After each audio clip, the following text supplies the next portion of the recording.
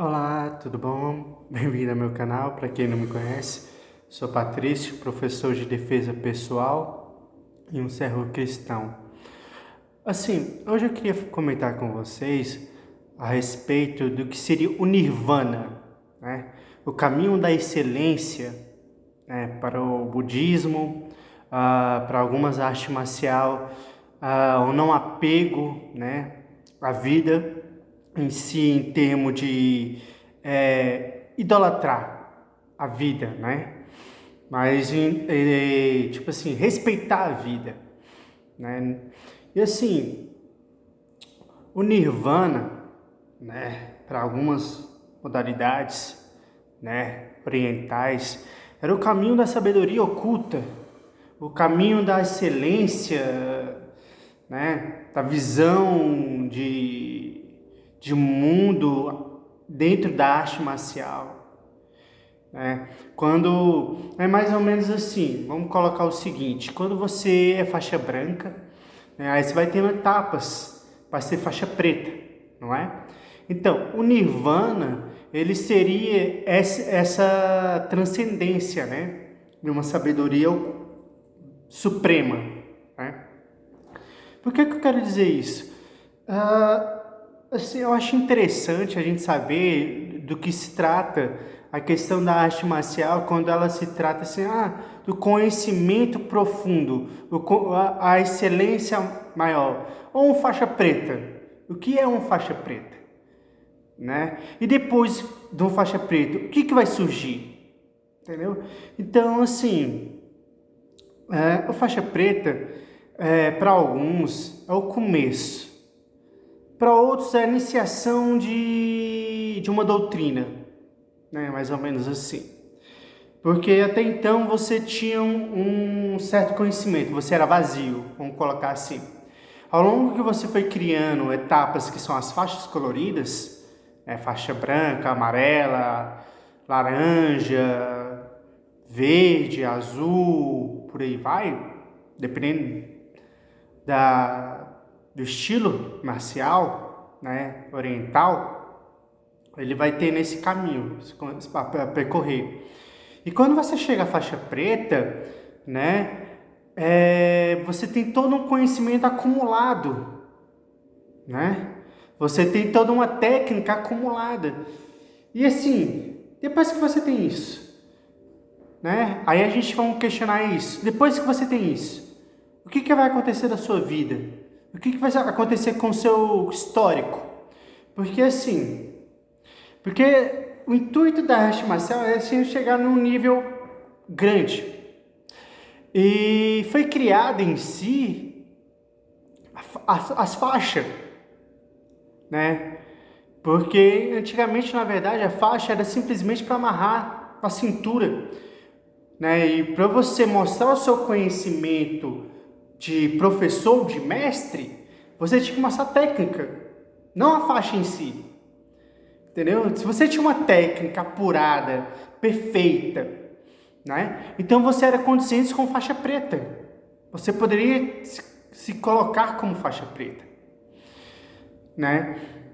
Isso foi o caso do Oyama, né?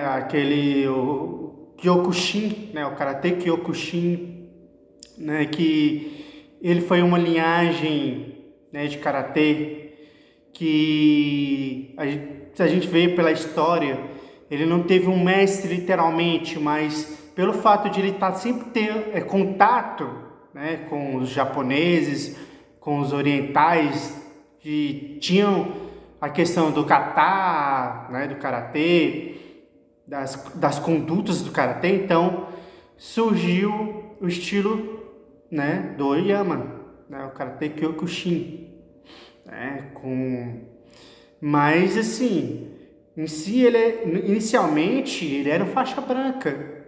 Só que que ele começou a mostrar suas técnicas e as suas técnicas eram influentes, tiveram eficácia, né, contra outros lutadores, né, então foi surgindo cada vez mais o nome dele e cada vez mais a transcendência do karatê dele, né? Aí depois ele diz a história que ele começou a meio realmente se tornar uma faixa preta, utilizar da faixa preta, né? E assim, por que eu falo isso? Porque, tipo assim, mas mesmo assim, mesmo ele sendo faixa preta, o interessante da gente ser faixa preta não é acabar o conhecimento. Assim, eu cheguei no nível de faixa preta e eu tenho técnicas, né, superiores, entre aspas, né? Não é mais básicas, né, nem intermediárias, mas elas são conduzentes, né? E aí, acabou a nosso intelecto como professor? Como artista marcial? Eu acho que não. É por isso que a gente estamos aqui. Porque o caminho da arte marcial não é só literalmente você chegar à faixa preta. Você ser um faixa preta. É depois de ser faixa preta, o que você vai fazer com aquela situação, aquilo que foi te entregue, né? Entre as pessoas, te considerar um faixa preta, considerar um mestre, né? Porque aí você vai ter que ser condizente com aquilo lá, né? Não é só pegar a faixa e amarrar e pronto. Não, você tem que ser condizente com aquilo que você está colocando na sua mente. Uma coisa engraçada é que alguns mestres, eu perguntava para eles a respeito sobre a faixa preta e o que eles achavam de uma pessoa como eu pegar uma faixa preta. Aí ele falou assim: poxa, Patrício, se você tem certeza e a capacidade de pegar esse peso nas suas mãos e tornar-se merecedor daquilo lá, se você acha merecedor de ser faixa preta, então seja faixa preta. Nada te impede a ser faixa preta. Agora vamos colocar o seguinte: você tem que ter responsabilidade, você tem que ter jeito, você tem que ter, além da técnicas para ser condizente com aquilo que você está proporcionando, entendeu? E tem que ter humildade, cara. Não é só também chegar a querer ser faixa preta e não ter humildade, né? Esse é o conhecimento, não pode se acabar com isso. E eu peguei e fui pesquisando cada vez mais, entrando em outras modalidades para aprender mais, para desenvolver mais as minhas técnicas, né? Melhorar as técnicas de solo, melhorar as técnicas em pé, né? A parte de combate, a parte de visão também, né? Tipo de entendimento do que seria uma arte marcial, do que os professores entendem de arte marcial, o que eu poderia proporcionar a uma pessoa, o que eu não poderia proporcionar a uma pessoa. E assim, aí eu entendi também a respeito do conhecimento total, do caminho da iluminação para muitos, né?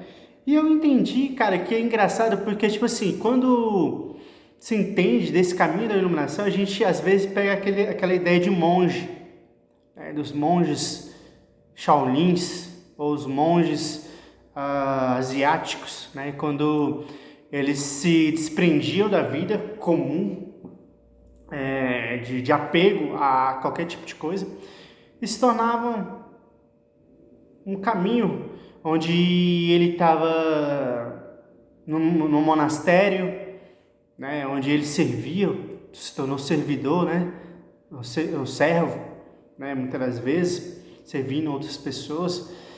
E, cara, isso é muito fantástico, assim, porque a ideia é extraordinária. Não que todo o contexto do monge é perfeito. Às vezes acontece de ter umas coisinhas que é falíveis, porque somos seres humanos, estamos sujeitos a erros, né? Eu estou sujeito a erros. Então, assim, o que eu acho bonito é a gente pegar aquilo que, assim, de exemplo, né? Um exemplo bonito de um monge é no apego à não humanidade, né? Você amar toda a humanidade, você amar o animal, você amar a natureza, você não apegar-se a coisas do mundo, né? Mas tentar priorizar mais o seu espiritual, a sua vida num tom de, vamos colocar aqui, de meditação mesmo, consigo mesmo, zen, né? A parte zen nossa, né, da nossa vida. E era isso que eu queria transmitir para vocês. Obrigado.